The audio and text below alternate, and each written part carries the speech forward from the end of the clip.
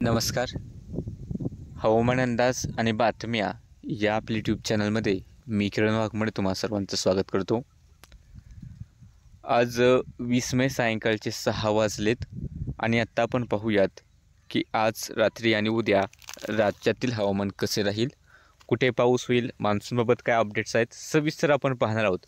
पण त्यापूर्वी तुम्ही चॅनलवरती नवीन असाल आणि अशाच प्रकारचे जर हवामानाचे अंदाज पाहायचे असतील तर चॅनलला आत्ता सबस्क्राईब करून घ्या.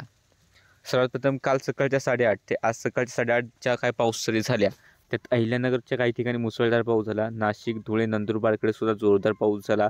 पुणे, सातारा, सांगलीच्या भागांमध्ये काही ठिकाणी पश्चिम भागात पाऊस झाला. सोलापूर, धाराशिव, लातूर, नांदेड, बीडचे भाग आहेत, परभणीचे भाग आहेत, छत्रपती संभाजीनगर, जालन्याचे थोडेसे भाग आहेत, पावसाच्या नोंद झाल्या. जळगावकडे पाऊस झाला.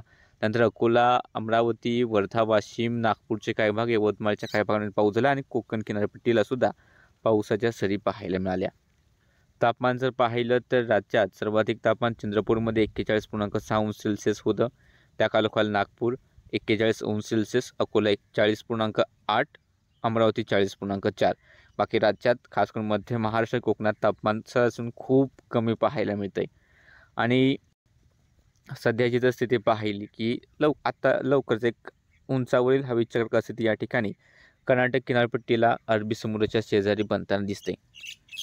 नेहमी बऱ्याच वेळा जेव्हा मान्सून केरळमध्ये दाखल होतो तेव्हा अप्पर सायक्लोनिक सर्क्युलेशन म्हणजे हवेचं उंचावरती एक चक्राकार वाऱ्याची स्थिती केरळच्या आसपास बनत असते आणि मग पश्चिमेकडून वेगवान वारे वाहतात दक्षिण पश्चिमेकडून आणि या ठिकाणी केरळमध्ये मान्सून दाखल होतो किंवा चक्राकार वारे किंवा कमी दाब बनतात. तर आत्ता तर उद्यापर्यंत या ठिकाणी चक्राकार वारे सक्रिय होतील.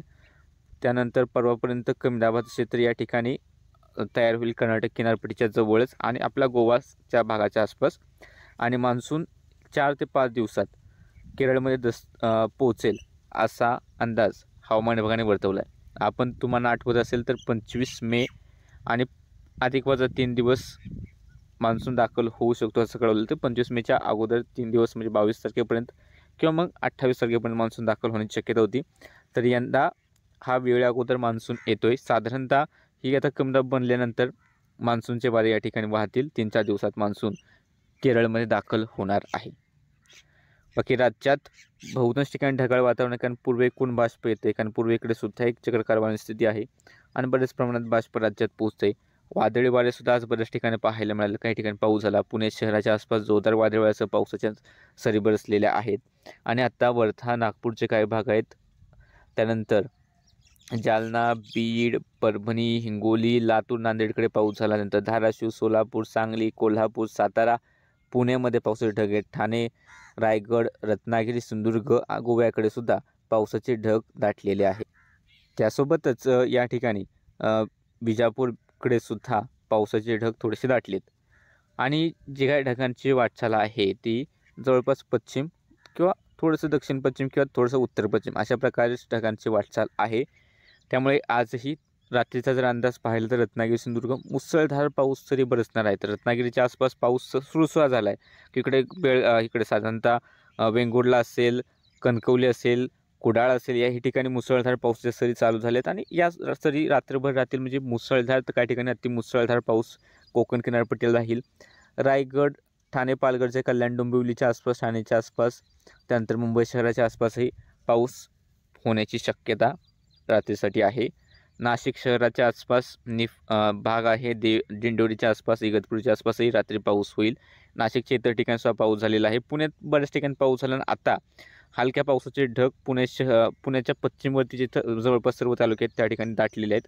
हलक्या सरी राहतील. विशेष मोठा पाऊस नाही मात्र हलक्या सरी बऱ्याच ठिकाणी राहण्याचा अंदाज आहे. त्यानंतर साताऱ्यात नवीन ढग निर्मिती होते. इकडे ढेवडी, पलटणच्या आसपास हेच ढग इकडे कोरेगाव, वाईकडे रात्री पाऊस देतील. त्यानंतर साताऱ्याच्या आसपासही थोडेसे कराडच्या काही भागांमध्ये सुद्धा पावसाचे ढग आहेत. त्यानंतर पाटणच्या काही ठिकाणी हे पावसाचे ढग पाऊस देतील. महाबळेश्वरकडे सुद्धा पावसाची शक्यता आज रात्रीसाठी आहे. तासगाव, सांगलीच्या आसपासही पावसाचे ढग दाटलेले आहेत. त्याही ठिकाणी पाऊस होईल. सांगलीच्या इतर ठिकाणी सुद्धा रात्री पाऊस होईल. कोल्हापूरमध्ये आज रात चंदगडच्या आसपासच्या भागांमध्ये जोरदार पावसाचे ढग दाटलेत. इतर ठिकाणी सुद्धा कोल्हापूरच्या भागांमध्ये ढगाळ वातावरण, हलक्या पावसाच्या सरी या पाहायला मिळतील. सोलापूरच्याही बऱ्याच भागांमध्ये बार्शीकडे जोरदार पावसाच्या सरी बरसलेल्या आहेत. निर्णयकडे माढाच्या भागाकडे सरकतील. मोहोळच्या काही भागांमध्ये सरकतील. त्यानंतर धाराशिवच्या एक बऱ्याच ठिकाणी हलके थेंब व उत्तरेकडील भागांमध्ये हलक्या सरी आता सध्या असतील, वाशीच्या आसपास असेल, बऱ्याच ठिकाणी पाऊस पडतोय. बीडचं तर पाहिलं तर पूर्वेकडील तालुके माजलगाव, वडवणी, धारूर, परळी, अंबाजोगाई, कैंज या ठिकाणी पावसाचे ढग आहेत. हे ढग पश्चिमेकडे सरकतील. बीडच्या भागांमध्ये गेवराई, पाटोद्याकडे पावसाच्या सरी बरसतील. जालना, छत्रपती संभाजीनगरमध्ये सुद्धा भोकरदन, अंबड, छत्रपती संभाजीनगरच्या आसपास पावसाच्या सरी या पाहायला मिळतील. त्यानंतर या ठिकाणी परतूरच्या आसपास हे पाऊस होईल. पाथरीच्या आसपास पावसाची शक्यता, सैलूच्या आसपास पावसाचा अंदाज राहील. हिंगोलीतही काही ठिकाणी पाऊस सरी बरसतील. वर्ध्यामध्ये जर पाहिलं तर आर्वीच्या आसपास, कारंजाच्या आसपास बऱ्याच ठिकाणी, इतर ठिकाणी सुद्धा गडगडाट पाऊस होईल.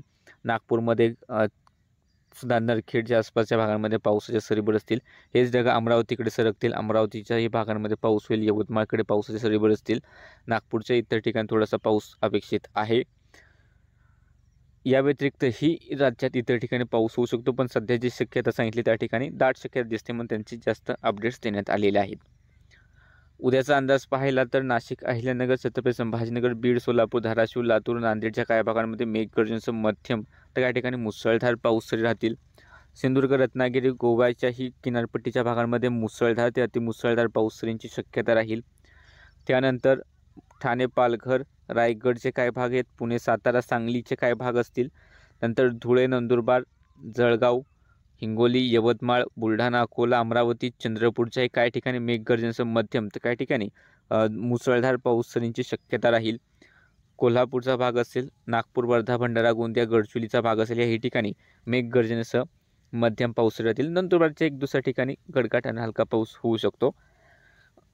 हा जिल्ह्याने आपला अंदाज झाला. हवामान विभागाचा जर आपण अंदाज पाहिला तर त्यानुसार उद्या छत्रपती संभाजीनगर, अहिल्यानगर, बीड, धाराशिव, सोलापूर मुसळधार पावसाच्या या ठिकाणी सरी राहतील. ऑरेंज अलर्ट हवामान विभागाने वर्तवलेला आहे.